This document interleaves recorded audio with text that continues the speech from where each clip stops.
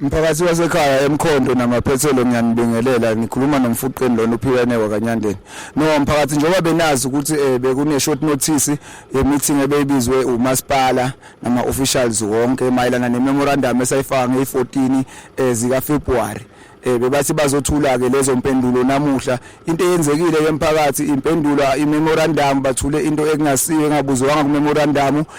basiqambela amanga imeeting ayiphethanga ke kahle gcine vele sibashiya kanjena siwumphakathi umphakathi uduba ubeqa uqambela abaqambela umphakathi amanga so sithi ke emphakathi ngolesithathu mhla ka12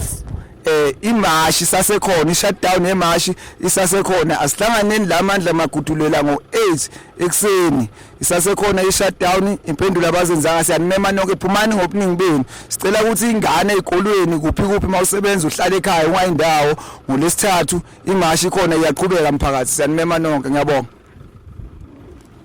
ayigcwele incwadi khona ukushodayo nisicelele ku mayor asicelele lo baba lo balumkhondo angezi naye mangabe uyathanda ukuphendula thina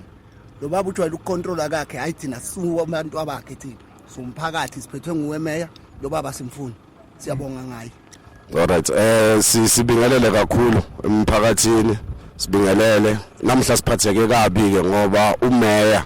ukhethe yena ukubiza umhlangano angakahlali nabantu akuyibona ababelethe memorandum ushuthi ngamanye amazwi bekazama indlela naye zepolitiki zokuthi azame ukungena emphakathini singakafiki ngoba sishilo sathi nge12 siyalimisa ilokishi siyawuvala uMasipala manje bafikile esikhundleni sokuthi bazame ukuthi basitshele impendulo esizwayo yokuthi baxosha ngakho abantu abagangayo esibanikezile amaphepha ukuthi bagangile bona bakhetha ukuzosithulisa singumphakathi sithi ke manje i12 azishintshi manje siya session for meeting lapho sizohlala khona siphasisa indaba yange12 sizobe simemezela kusukela kusasa sithi imarch noma itoyitoyi noma ishutdown noma ungakubiza ngani nge12 siyakwenza lokho lapha eMkhondo ngoba i-arrogance yaMasipala isho ukuthi angeke baze bakhone vele ukuphenya bona indaba esibanikeza zona manje sithatha i-decision ukuthi ngazo le12 angeke sigcine kuphela ngokunikeza uMasipala inkinga zethu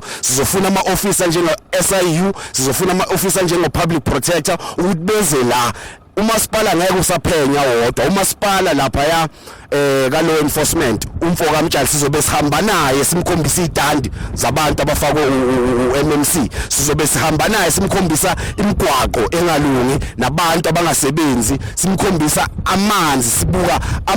amaphampu sibuka amamoto athengwayo kaMasipala athengwe ngazi ukuthi masha kanti madala bafuna ukudla imali yalapha ka supply chain into esicelayo ukuthi wonke umphakathi ube ready nge12 akukho okushintshela kusinto yepolitiki le